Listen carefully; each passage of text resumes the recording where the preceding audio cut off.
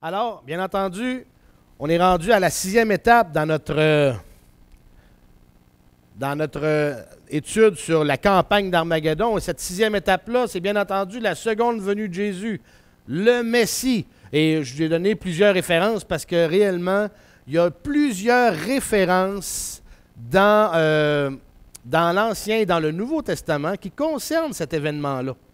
Honnêtement, c'est un événement qui est crucial, puis réellement, c'est beaucoup d'endroits dans la parole de Dieu annoncent ce fameux retour. Alors, c'est réellement pas d'un coup de vent qui va arriver, c'est réellement pas, c'est réellement prévu depuis des siècles, même les prophéties nous l'enseignent, et c'est ce qu'on regarde ce matin. Alors, si vous avez bien votre tableau ici, OK, sur la deuxième moitié de la grande tribulation, vous voyez que sur le tableau, la deuxième venue du Messie se trouve ici. OK? Et bien, par la suite, on va voir bien des choses, là. Mais au niveau de la campagne d'Armageddon, la deuxième venue du Messie est ici. Et ça, c'est ce qu'on regarde ce matin. Ça fait suite à ce qui est arrivé la semaine passée. Qu'est-ce qui est arrivé la semaine passée, si vous vous en rappelez bien?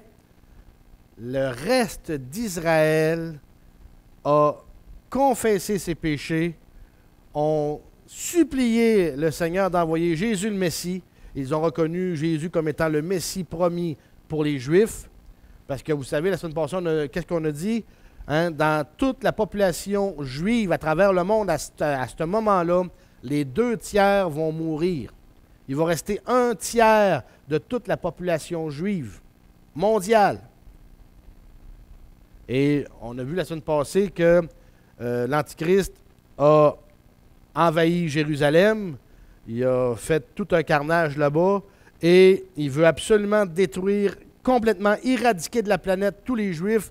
Alors vous savez où se trouve la population juive lorsque l'Antichrist a été dans le temple pour aller profaner le temple, hein, l'abomination de la désolation. Matthieu 24 a dit que quand vous verrez ces choses-là arriver, sauvez-vous! Sauvez-vous! Que ceux qui sont sur le toit prennent même pas le temps de descendre, qu'ils se sauvent tout de suite. Que ceux qui sont dans un champ, qui prennent même pas le temps de ramener les bœufs à l'étable, qui se sauvent, et ainsi de suite. Alors, une grande partie de la population ont quand même fui Israël et se sont retrouvés à Botsra ou à Petra, dans cette région-là, qui se trouve au sud, de la Jordanie actuelle. Ça, c'est Israël, l'équivalent d'Israël. Là. On n'a pas les frontières, là. Mais ça, c'est l'Israël actuel, OK? Ici. Bien, ici, là, ça, c'est la Jordanie. OK? Et la Jordanie, dans le sud, on a un endroit qu'on appelle Botsra. Et tout à côté de Botsra, c'est Petra. Le Petra, c'est, encore une fois, je n'ai pas emmené mon image. Si vous avez écouté Indiana Jones, la cité où ce qui était sculpté dans les parois d'une falaise, là, ben c'est ça, Petra. Puis Petra est bien cachée, mais c'était une ville qui a été habitée pendant longtemps. Et Botsra, qui est là, aujourd'hui, c'est en Jordanie actuelle, là, en 2016. C'est une toute petite ville qui est là, mais c'est plein de ruines parce qu'à l'époque, OK, il y avait un peuple qui s'appelait Édom. Et Édom, ben, c'était leur capitale, Botsra. OK? Mais aujourd'hui, c'est un paquet de ruines, mais quand même, les Juifs, quand ils vont fuir de Jérusalem, quand l'Antichrist va être là, eux autres vont aller se cacher là, ici, pendant le temps que l'Antichrist va faire tout son carnage un peu partout. Et là, la semaine passée, on a vu ça, il y a 2 semaines, quand que l'Antichrist a détruit Jérusalem et qu'il s'en allait vers Botsra, ben, les Juifs se sont repentis, ils ont reconnu Jésus comme étant le Messie et ils ont supplié Dieu d'envoyer le Messie pour les sauver. Et là, c'est ce qu'on arrive aujourd'hui, c'est justement le Messie qui arrive, qui s'en vient. Et n'oubliez pas une chose, hein? La première venue de Christ, Christ était venu sauver, chercher et sauver ce qui était perdu. OK? Maintenant, Christ, là, vient en tant que juge. Il n'est pas venu sauver une seconde fois. Et on voit un autre caractère dans la personnalité de Jésus-Christ, dans son, on pourrait dire même dans sa fonction. Il s'en vient en tant que juge et il va aller défaire les armées des nations qui veulent anéantir les Juifs. Alors, on va regarder ces informations-là. On va passer à travers et une à une, on va tourner dans les portions des Écritures par rapport à ça. Alors, bien entendu, si vous avez votre carte, vous voyez l'Antichrist, on voit ici comme un genre de point de tarte, les points sont comme espacés, là. C'est que Christ, on pourrait dire ça comme ça, là, arrive de par ici tout simplement pour aller défendre les Juifs à Botsra.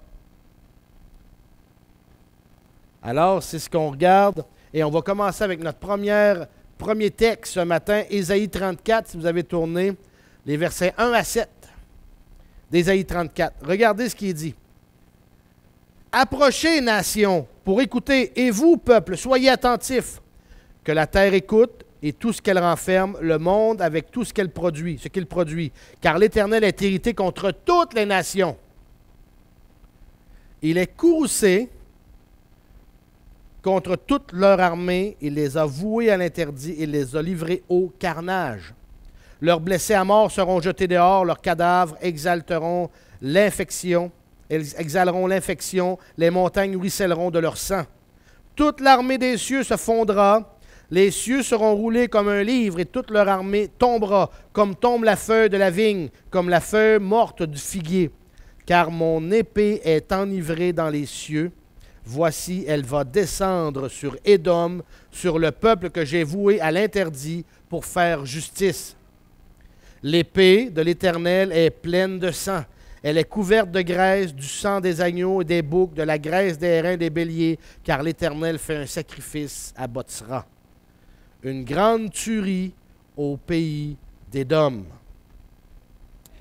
Avec eux tombent les bœufs sauvages et les veaux avec les taureaux. Leur terre est enivrée de sang et leur poussière est imprégnée de graisse. Car c'est le jour de la vengeance de l'Éternel, l'année de la rétribution pour faire droit à Sion. Et même, les torrents d'Édom seront changés en poix et sa poussière en soufre, sa terre deviendra de la poix brûlante. Vous voyez comment que le Seigneur n'a pas le même discours ici. Hein? Et il s'en vient, c'est ce qu'on lit dans Ésaïe. On voit ici qu'Ésaïe commence par lancer un appel à toute la nation pour leur faire connaître l'indignation de Dieu envers ces nations-là, en particulier envers leurs armées, pour la raison que les armées qui s'en viennent là s'en viennent détruire le peuple de Dieu. Et Dieu, plutôt le Messie, les a destinés à mourir par l'épée. À ce moment-là, il va se produire des bouleversements autant sur la terre que dans les cieux. Mais où est-ce que l'épée de Dieu va sévir contre les armées de toutes les nations? Bien, c'est le pays où ces armées se trouveront. Et ce pays-là est identifié comme étant la terre d'Édom. OK? La terre d'Édom, autrement dit, le sud de la Jordanie. La ville de Botsra en particulier, car les Juifs se sont réfugiés dans ce territoire-là.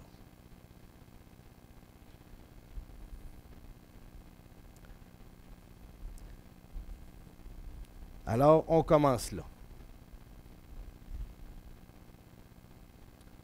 Ésaïe 1,7, c'était ici, qu'on vient de lire. Maintenant, on va tourner dans Ésaïe 63, 1,6. Alors, la première des choses qu'il faut comprendre, quand le Messie revient sur terre, Tout le monde, tu sais, on pense tous qu'il débarque à Jérusalem en premier. Non, c'est pas tout de suite. Il vient défaire les armées. Et les armées ne sont pas au nord d'Israël, sont rendues dans le sud de la Jordanie. Et c'est là que le Messie commence à faire subir son jugement aux nations et aux armées des nations. Ésaïe 63, s'il vous plaît, versets 1 à 6.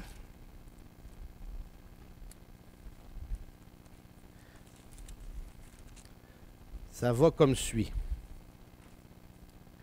On a un autre passage qui parle de la même chose. Le jour de la vengeance. Qui est celui qui vient d'Édom en vêtements rouges? Ça a un lien, là. Qui vient de Botsra avec des habits éclatants, portant la tête haute dans la plénitude de sa force. C'est moi qui parle avec justice, tout-puissant pour sauver. Pourquoi tes vêtements sont-ils rouges et tes habits comme ceux de l'homme qui foule dans la cuve? J'ai été seul à fouler au pressoir et parmi les peuples, personne n'était avec moi. Je les ai foulés dans ma colère, je les ai écrasés dans mon courroux. Leur sang a rejailli sur mes habits et j'ai souillé tous mes vêtements. Car le jour de la vengeance est dans mon cœur et l'année de mes rachetés est venue. J'ai regardé et il n'y avait point d'aide. Je me suis étonné et point de soutien. Alors mon bras m'a sauvé et mon courroux m'a soutenu. J'ai foulé les peuples dans ma colère, je les ai enivrés dans mon courroux et j'ai fait couler leur sang sur ta terre. C'est dur, hein? C'est dur. Mais réellement ici, on voit autant qu'Ésaïe 34 nous mentionne quel endroit que ça va se produire, OK? Que Ésaïe 63 donne une description beaucoup plus précise des événements. En effet, le passage commence par une vision prophétique. On va le reprendre, le chapitre, le passage en question. Une vision prophétique du prophète Isaïe ici. OK? Comme je disais, donc, le prophète Isaïe se tenait sur le sommet d'une montagne, puis il regardait vers l'est.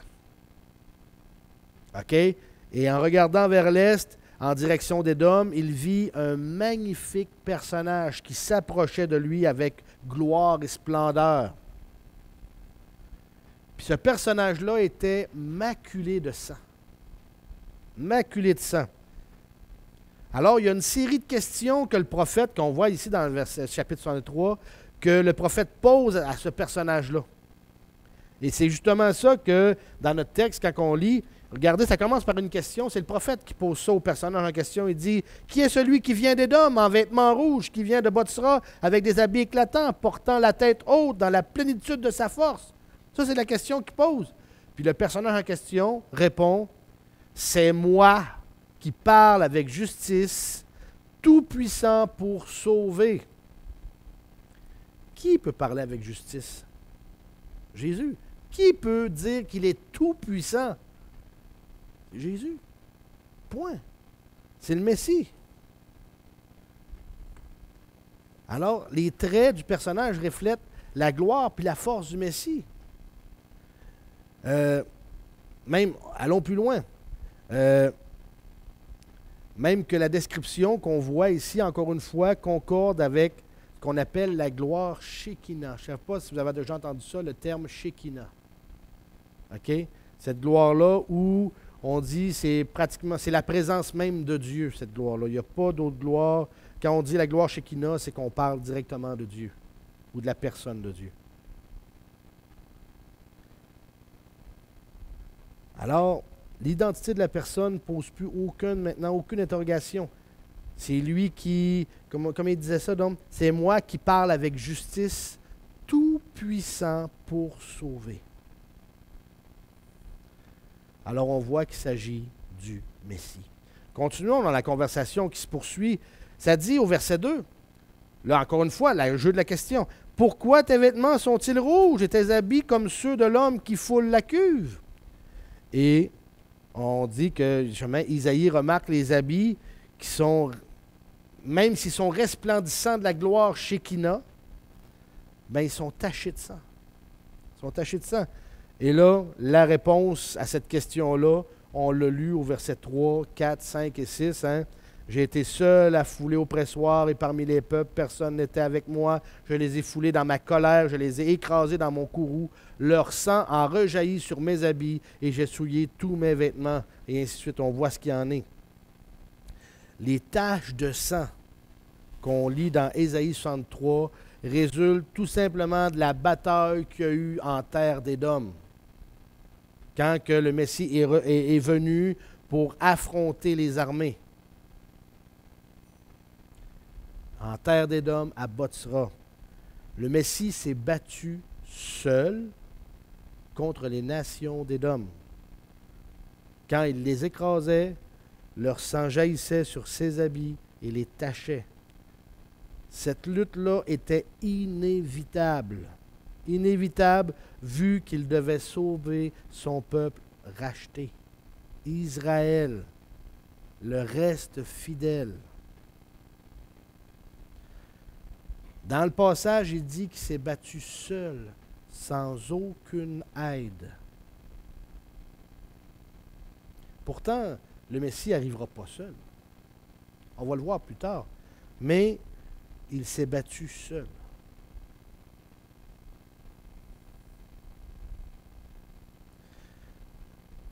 J'aimerais qu'on tourne dans un autre passage. Habakkuk. Je ne sais pas si vous êtes à l'aise avec les petits prophètes. Habakkuk, c'est la page 1120, mais plutôt pour Habakkuk 3, c'est 1122 dans l'Ancien Testament. Un petit prophète, non pas parce qu'il était moins important qu'un autre prophète, mais plutôt parce que la grosseur de son livre est plus petit que le livre d'Isaïe ou le livre d'Ézéchiel, tout simplement. Habakkuk 3.3. Regardez ce qu'il dit encore par rapport à la venue de Christ. Ça dit, Dieu vient de Théman, le Saint vient de la montagne de Paran. Sa majesté couvre les cieux et la terre est remplie de sa louange. Quand il dit Dieu vient de Théman, le Saint vient de la montagne de Paran, c'est des régions qui sont tout à côté de Botsra, tout simplement. Mais c'est pour dire qu'encore une fois, on voit ici que, donc 1122 dans la Bible Osterval, l'Ancien Testament, mais on voit justement concernant ces choses-là qu'Habakkuk déclare également lui aussi, comme Ésaïe, que la bataille, que Christ, quand il va revenir dans cette région-là en premier avant de se rendre à Jérusalem.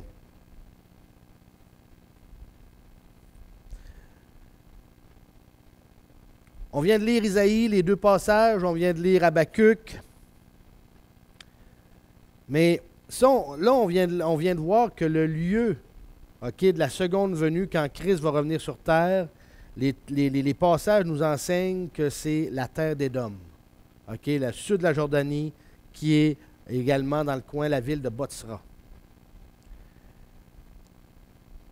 Un quatrième passage que j'aimerais qu'on regarde par rapport concernant le lieu, pour réellement bien le situer et pour démontrer que les prophètes étaient tous d'accord avec quand le Messie allait revenir, que c'était cet endroit-là qui allait être pris, parce que justement les armées des nations allaient être là pour détruire le peuple d'Israël.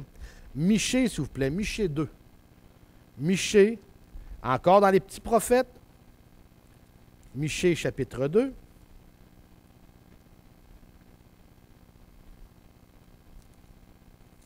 Tout de suite après Jonas, Michée chapitre 2, les versets 12 et 13 qui sont à la page 1113.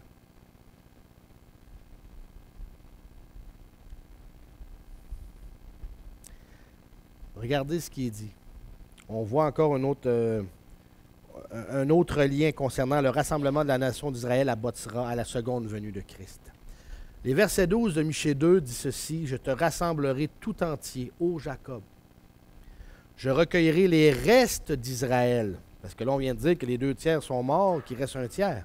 « Je recueillerai les restes d'Israël. Et je les réunirai comme les brebis d'un parc, comme un troupeau au milieu de son pâturage. Il y aura un grand bruit d'hommes. Celui qui fera la brèche montera devant eux. Ils feront éruption, ils passeront la porte et en sortiront. Le roi marchera devant eux et l'Éternel sera à leur tête. Amen. Amen. Alors, comme on dit, le reste fidèle va être réuni à Botsra. Ils vont être encerclés par les forces de l'Antichrist. Et il va finir par vaincre, pas les forces de l'Antichrist, mais le reste, OK? Malgré l'état de siège, grâce à la présence de l'Éternel. Grâce à la présence de l'Éternel, le roi qui est à leur tête. Imaginez une chose, que quand Christ va revenir à Jérusalem, la nation va le suivre en arrière. Ça va être fabuleux. Ils vont le suivre. Celui qui fait la brèche, quand on lit au verset 13 de Michée 13, celui qui fera la brèche, ça fait référence à l'Éternel toujours. Toujours l'Éternel.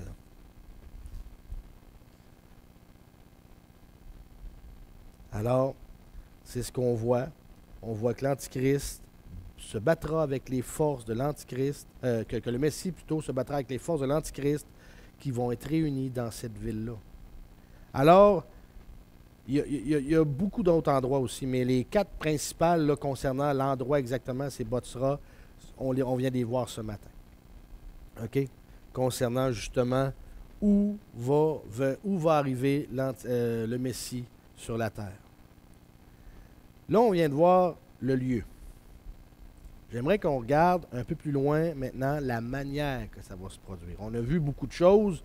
On a vu le lieu. On a vu que, oui, il va arriver, il va se battre, ainsi de suite. Mais de quelle manière tout ça va se produire en détail, on va le regarder maintenant. On va le regarder maintenant. Oh. La manière dont se produira la seconde venue.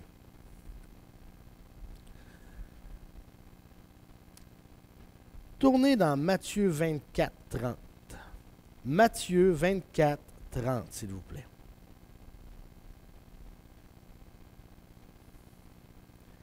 Matthieu 24, 30.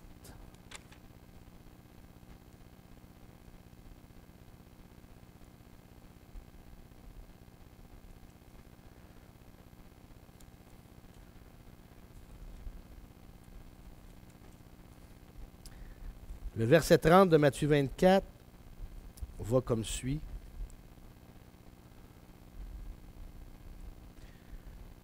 On voit qu'est-ce qu'il y en est. C'est-à-dire au verset 30, « Alors le signe du Fils de l'homme paraîtra dans le ciel. Alors aussi toutes les tribus de la terre se lamenteront et en se frappant la poitrine, elles verront le Fils de l'homme venant sur les nuées du ciel avec une grande puissance et une grande gloire. » OK? Juste, tout à l'heure, on a parlé de la gloire Shekinah. OK, vitement, là. Mais, dans tout l'Ancien Testament, OK, les nuées, quand on a des mentions de nuées, quand à un moment donné, Moïse avait construit le tabernacle, il dit qu'une grande nuée descendit sur le tabernacle, OK? C'était, encore une fois, c'était la gloire Shekinah. Quand Salomon a inauguré le temple et qu'à un moment donné, les prêtres ne pouvaient pas se tenir dans le temple parce qu'une nuée est descendue sur le temple et a rempli le temple, c'est encore la gloire Shekinah. D'accord? Alors, quand il est fait mention de nuée dans l'Ancien Testament, on sait que c'est toujours la gloire Shekinah. Autrement dit, la présence de Dieu. La présence visible de Dieu. Ça vous... Dans le Nouveau Testament, à un moment où c'est qu'on voit qu'il y a de la gloire Shekinah qui apparaît dans des événements du Nouveau Testament. Vous rappelez-vous de l'étoile de Bethléem? C'est encore la gloire de Shekinah. La gloire de Shekinah. La gloire Shekinah. La présence visible de Dieu. Vous savez, il y a beaucoup de gens, là, je m'écarte un peu, là, mais il y a beaucoup de gens qui essaient de trouver un arrangement de planètes qui sont arrivés à un certain moment pour dire qu'il y avait une étoile spécifique. Mais non. Si vous lisez l'événement de l'étoile, là, que l'étoile se déplaçait devant les mages, là, il n'y a pas d'arrangement quelconque pour dire que c'était un alignement de planètes. C'était réellement la gloire Shekinah qui était là, qui guidait les mages. Point final. Mais en tout cas, revenons justement à la manière que le Messie va revenir à son deuxième retour. Donc, encore une fois, comme je l'ai dit, dans tout l'Ancien Testament, lorsqu'il y a mention de nuée, ça fait toujours référence à la gloire Shekinah. Toujours. Et même, regardez, un autre passage par rapport à ça. Tournez dans Actes. Tournez dans Actes. Acte 1. Rappelez-vous, Acte 1, le verset 9.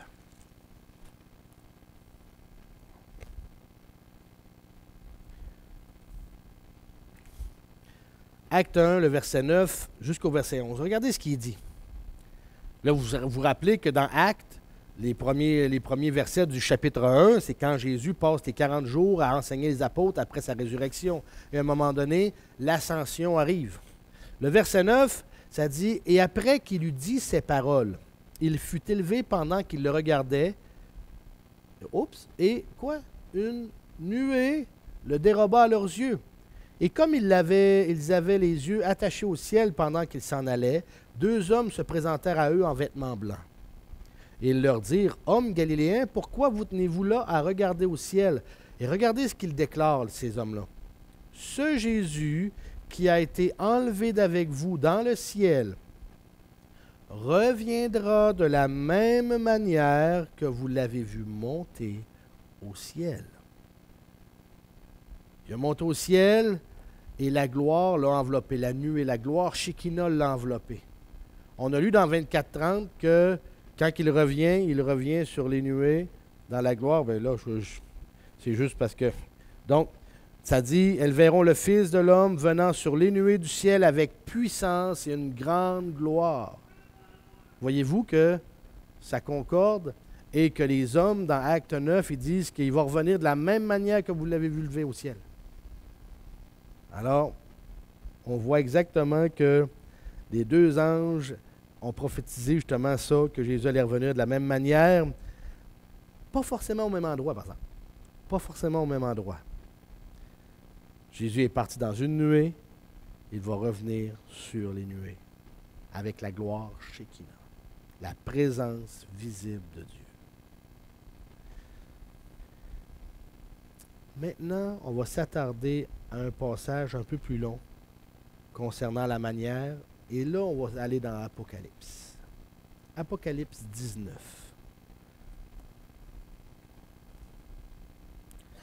Apocalypse 19. On va prendre un peu plus de temps sur Apocalypse 19 parce que justement, le cœur de notre étude se trouve justement là. Hey, voyez-vous qu'Apocalypse, on devrait passer au travers pas mal, hein? On est rendu il y a combien de chapitres dans Apocalypse? Il y en a 22, on est rendu au chapitre 19. Donc, on achève, on passe au travers, on est en train de passer à travers tout concernant les traces du Messie et tout l'Apocalypse. Alors, chapitre 19, par rapport, il y a 21 versets dans le chapitre 19. Nous, on va regarder les 18 premiers pour tout de suite. On n'en fera pas, on va la faire la lecture au fur et à mesure qu'on va passer à travers le chapitre au complet. Parce que ce serait trop long de reprendre, de lire, puis de reprendre après ça chaque passage. Première des choses que je veux qu'on regarde dans Apocalypse 19, concernant justement la venue de Christ. OK. Apocalypse 19 comporte justement une description très détaillée de la seconde venue du Messie. Très détaillée. Et avant même d'aborder la seconde venue du Messie dans le chapitre 19, on va regarder les 10 premiers versets. Parce que les 10 premiers versets, c'est un prélude avant le retour, avant la description du retour du Messie. Et ce prélude-là est assez spécial. Pour regarder ce qu'on va voir. Première des choses, première des choses que je veux qu'on regarde par rapport à ça au niveau d'Apocalypse 19, c'est que il y a un prélude, comme je disais tout à l'heure, puis ce prélude-là, on peut le diviser en 3 temps bien spécifiques. Regardez les 2 premiers versets d'Apocalypse 19. Ça dit, après cela, j'entendis comme la voix d'une grande multitude dans le ciel qui disait, qu'est-ce qu'il disait? Alléluia, Alléluia. Le salut et la gloire et l'honneur et la puissance au Seigneur notre Dieu. Parce que ses jugements sont véritables et justes, parce qu'il a jugé la grande prostituée qui corrompait la terre par son impudicité et qu'il a vengé le sang de ses serviteurs qu'il avait répandu de sa main.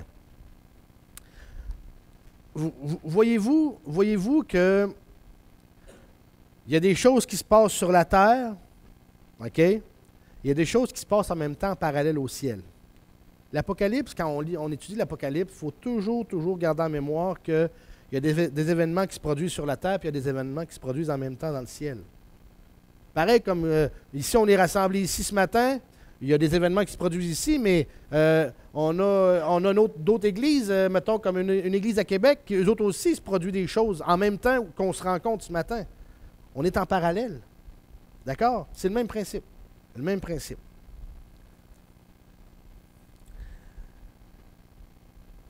Alors, regardons ce qu'il y en est par rapport justement à ce qui arrive dans les 2 premiers versets. Il y a un mot qui est dit. Il y a un mot qui est dit concernant dans ces 2 premiers versets-là. Il dit, après ça j'entendis comme la voix d'une grande multitude dans le ciel qui disait « Alléluia ». Ils rendent gloire à l'Éternel pour une chose en particulier, ça dit, parce que ses jugements sont véritables et justes, parce qu'il a jugé la grande prostituée qui corrompait la terre par son impudicité. Quand dans le ciel, il y a une grande multitude qui crie un mot, louer l'Éternel, Alléluia. Il le crie pour une raison, c'est qu'il célèbre la chute de la Babylone ecclésiastique, la religion mondiale. OK?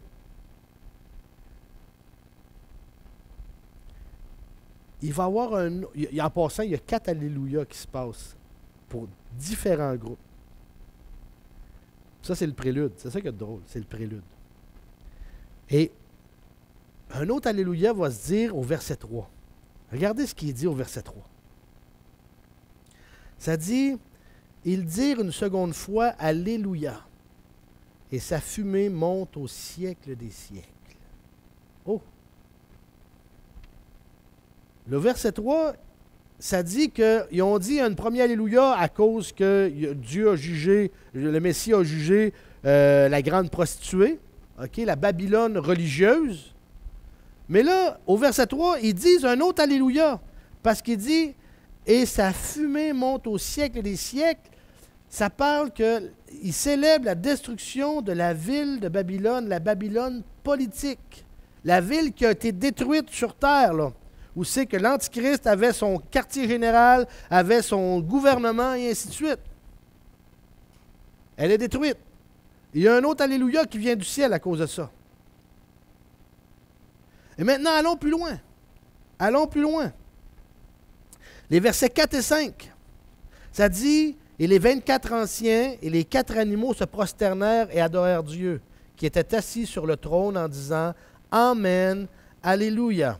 Et une voix sortit du trône disant, Louez notre Dieu. » Encore une fois, hein, louer Dieu, louer l'Éternel, c'est encore le mot Alléluia. OK?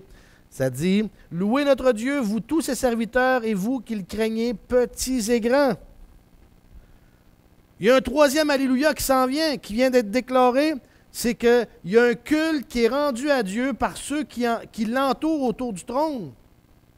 N'oubliez pas une chose, que les événements qui se produisent sur la terre, là, ben, au ciel, pendant tout ce temps-là, Dieu est assis sur son trône, et il règne souverainement. Ça ne change pas, cette image-là. Là.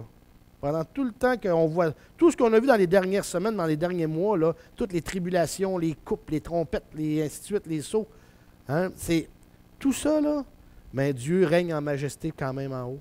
Les séraphins sont là et les anges le glorifient. Et les 24 anciens sont là tout le temps. Là.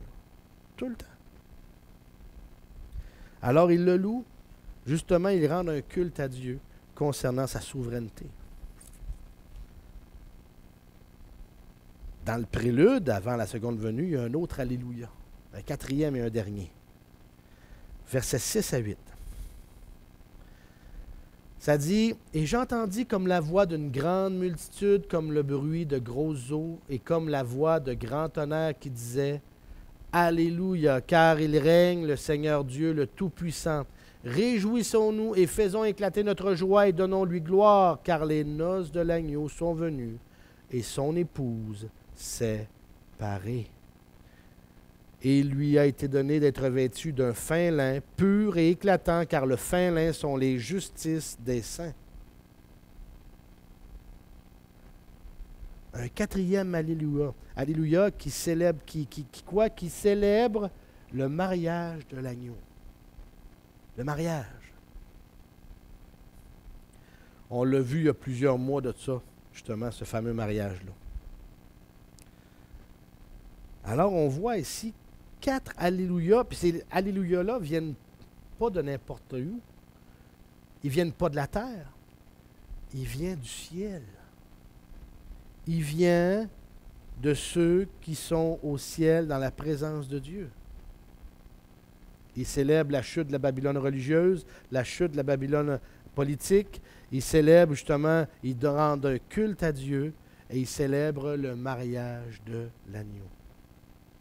Pas les noces, le mariage. Les noces, ça s'en vient. Maintenant,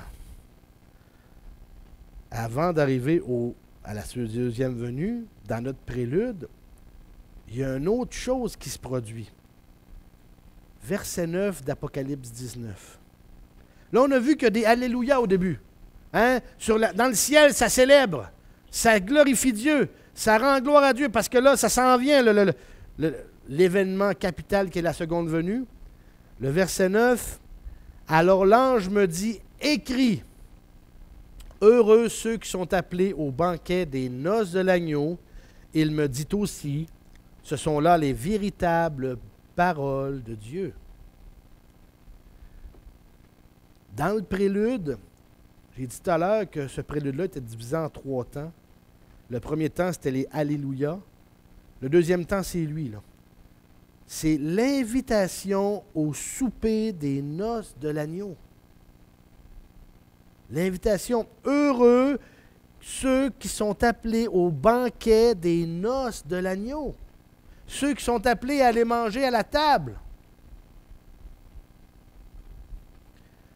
En passant, là, le festin, le banquet des noces de l'agneau, ça va marquer le début du millénium. On va le voir plus tard, vous allez voir. Mais ça va marquer le début du millénium. Mais les invitations au festin, il faut que ça parte avant. Il faut que ça s'aille annoncer avant. Vont être seulement lancées juste avant la seconde venue du Messie. Et c'est ce qu'on voit dans le chapitre 19, le verset 9. Elles sont destinées à tous les rachetés qui ne sont pas membres de l'Église. Ah ouais? Ben oui. L'Église a été enlevée avant la grande tribulation. Elle est au ciel. L'Église s'est mariée avec l'agneau. OK? C'est l'épouse. L'Église, c'est l'épouse. Elle s'est mariée avec l'agneau. Vous me suivez toujours? Maintenant, l'invitation est lancée à qui? Bien, il est lancé à tous les saints de l'Ancien Testament, à David, à Abraham, à Jacob, et ainsi de suite. Tous les saints de l'Ancien Testament. Et est lancé aussi à ceux qui sont morts dans la grande tribulation. Ceux qui sont morts dans la grande tribulation, ils ne font pas partie de l'Église, ceux-là. Ils y ont été sauvés, amen.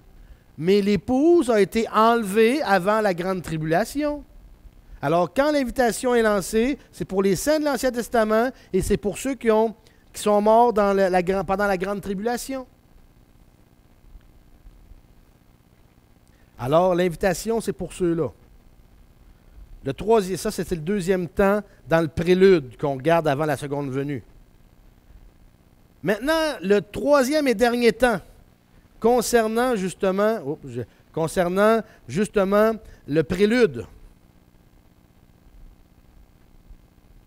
Ça, c'est le deuxième temps. Troisième temps est ici.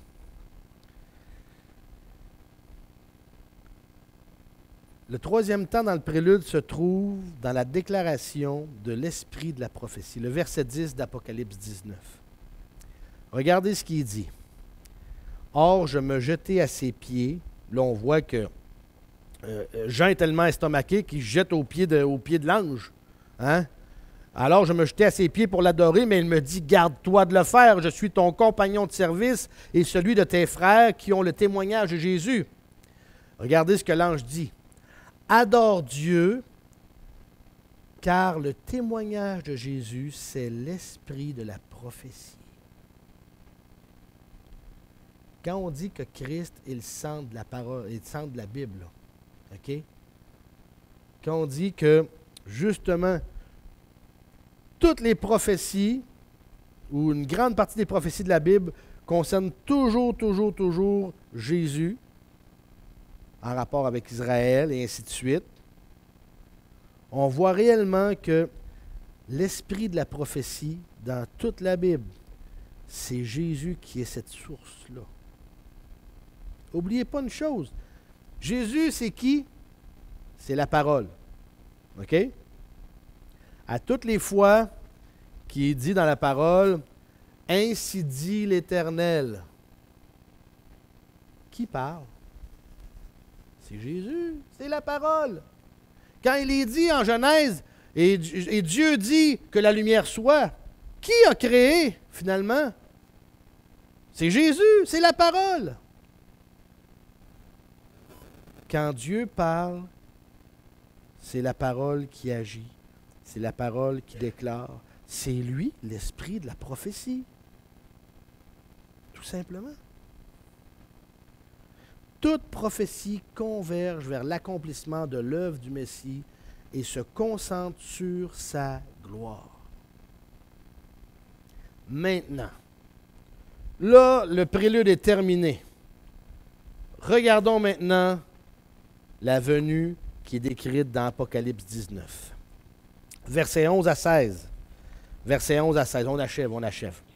Versets 11 à 16 va comme suit. Je vis ensuite le ciel ouvert et voici un cheval blanc et celui qui était monté dessus s'appelait le fidèle et le véritable, qui juge et qui combat avec justice.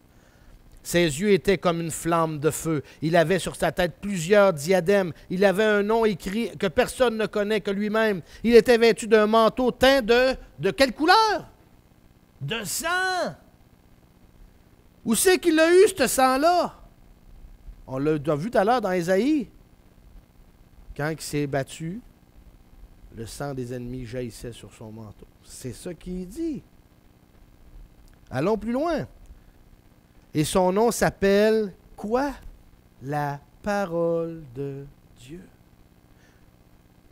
Les armées qui sont dans le ciel, vêtues de fin lin blanc et pur, le suivaient sur des chevaux blancs. Il sortait de sa bouche une épée tranchante pour frapper les nations, et il gouvernera avec un sceptre de fer, et il foulera la cuve du vin de la colère et de l'indignation du Dieu Tout-Puissant. Et sur son manteau et sur sa cuisse, il portait ce nom écrit, Roi des rois, Seigneur des seigneurs.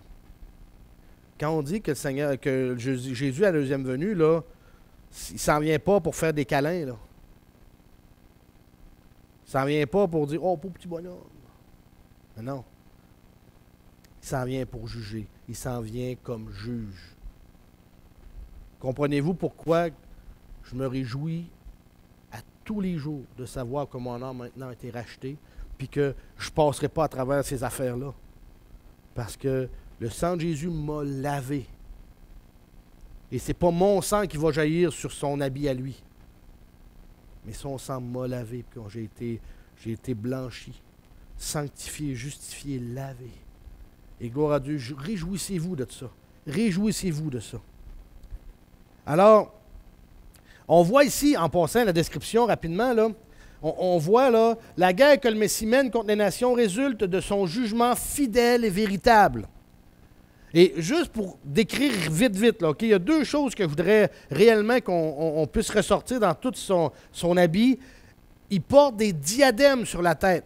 Vous rappelez-vous, on avait regardé ça il y a plusieurs semaines de ça, les diadèmes. C'est le symbole de sa royauté naturelle. Il est le roi des rois, le Seigneur des seigneurs. Et c'est ça, les diadèmes. Ses habits sont tachés de sang, comme on a vu dans Ésaïe 63, pour les mêmes raisons. Pour les mêmes raisons. Alors, comme j'ai dit, Jésus revient avec justice pour juger les nations. J'aimerais faire ressortir un petit point avant de terminer. OK? Un petit point. Ce ne sera pas long. Ça dit au verset...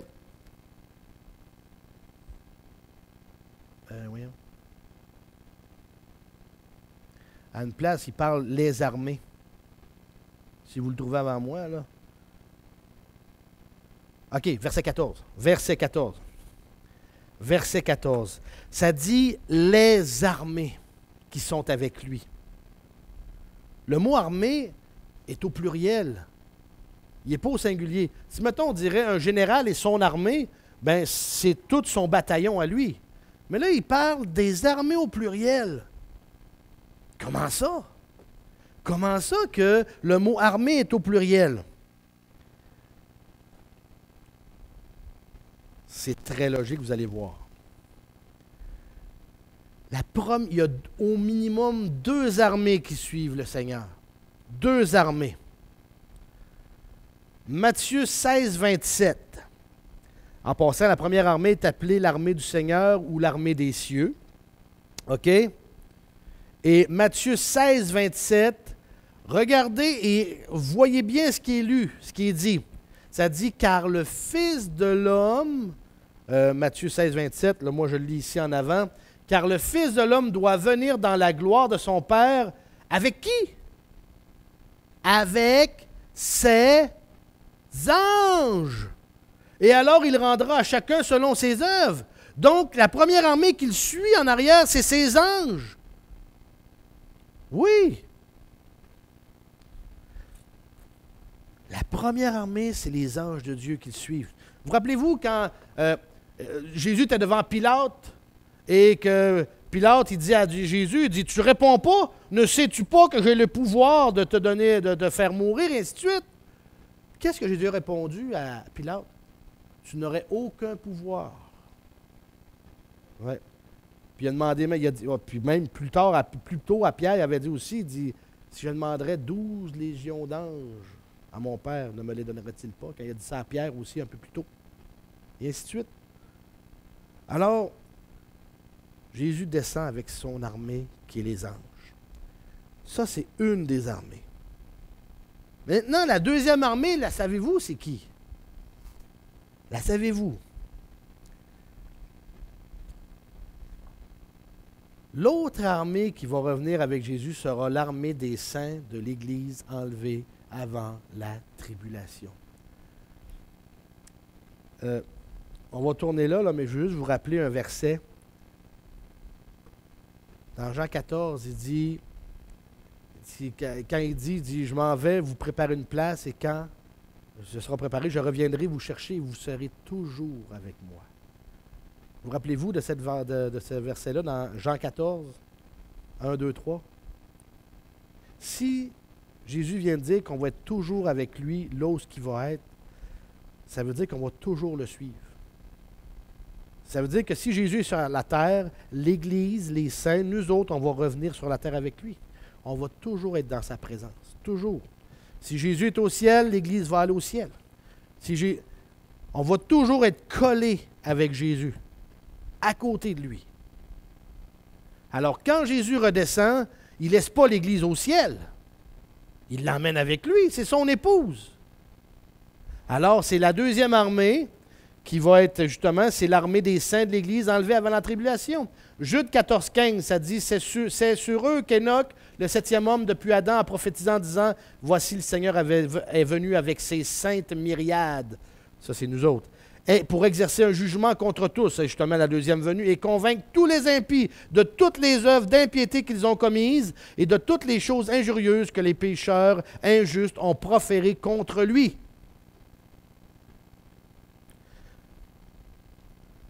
Alors, il y a deux armées qui viennent avec Jésus, ses anges, puis l'armée des saints qui est l'Église. Même si les armées descendent avec le Seigneur, Jésus va combattre seul. Seul. Et, comme il est dit dans Apocalypse 19, le verset 16,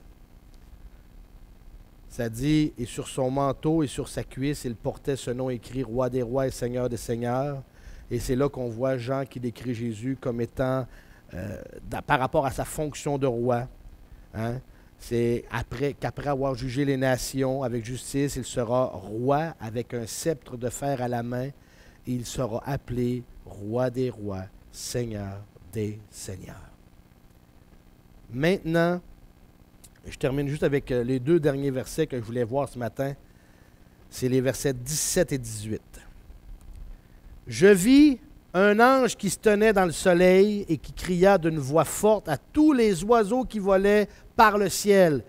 Venez et assemblez-vous pour le festin du grand Dieu, pour manger la chair des rois, la chair des capitaines, la chair des puissants, la chair des chevaux et de tous ceux qui les montent, et la chair de tous, libres et esclaves, petits et grands. » OK? Donc, vu l'extermination massive de toutes les armées de nations, une seconde invitation est lancée pour que les oiseaux du ciel participent au grand festin de Dieu. À travers tous les cadavres, il y a des oiseaux qui vont venir se repaître. C'est ce qu'on vient de lire au verset 17-18. Et verset 21 d'Apocalypse 19, regardez ce qui est dit. Et tout le reste fut tué par l'épée qui sortait de la bouche de celui qui était monté sur le cheval. Ça, c'est qui? C'est Jésus, le Messie. Et tous les oiseaux furent rassasiés de leur chair. Ça veut dire que les cadavres vont servir de nourriture aux oiseaux. Ça veut dire que, comprenez bien, que ces nations-là n'auront pas de sépulture. N'auront pas de sépulture pour se rappeler de leur nom, de ce qu'ils ont été. Donc, d'après Apocalypse 21, les oiseaux mangeront les carcasses non ensevelies des foules qui ont participé à la campagne d'Armageddon jusqu'à ce qu'ils soient remplis et rassasiés. Ouh! Ce n'est qu'à ce moment-là que les nations vont réaliser que Dieu n'avait pas rejeté son peuple pour toujours. La dispersion d'Israël qu'il y avait eu il y a des siècles, Dieu avait tout simplement châtié son peuple, il les a ramenés ensemble, il les a défendus jusqu'au bout. On a un grand Dieu, on a un grand Seigneur. Mais juste pour vous dire que nous, on paraît un peu être en retrait par rapport à notre participation, mais nous autres, on est l'épouse. C'est Jésus qui vient faire le travail. Et c'est lui qui va le faire le travail jusqu'au bout. Amen. On va s'arrêter là ce matin. C'était un gros morceau. J'ai pris beaucoup de temps, bien entendu, mais je devais prendre ce temps-là parce que c'était majeur. Mais la semaine prochaine, on va regarder justement la dernière portion de la grande tribulation. Elle va se terminer la semaine prochaine. Et on va voir qu'est-ce qu'il y en est, qu'est-ce qui va arriver, parce que là, le Messie va arriver à Jérusalem. Là. Il va débarquer à Jérusalem et vous allez voir que c'est quelque chose. Prions. Père éternel, on est devant toi ce matin, Seigneur. On a regardé beaucoup d'informations ce matin. Je te demande de nous aider à bien saisir, à bien comprendre toutes ces informations-là, qu'on puisse voir, Seigneur, que ta parole est entière et qu'il n'y a rien qui est laissé au hasard, que tout concorde et que tu es au contrôle. Seigneur grand Dieu, tu es souverain, Seigneur. Et un jour, on va appeler Jésus Messie, on va l'appeler Roi des rois, Seigneur des seigneurs, en pleine face. Mais également, en tant qu'Église, Seigneur, on va l'appeler notre tendre époux. On t'aime, Seigneur. Et au nom de ton Fils Jésus, qu'on te le demande. Amen.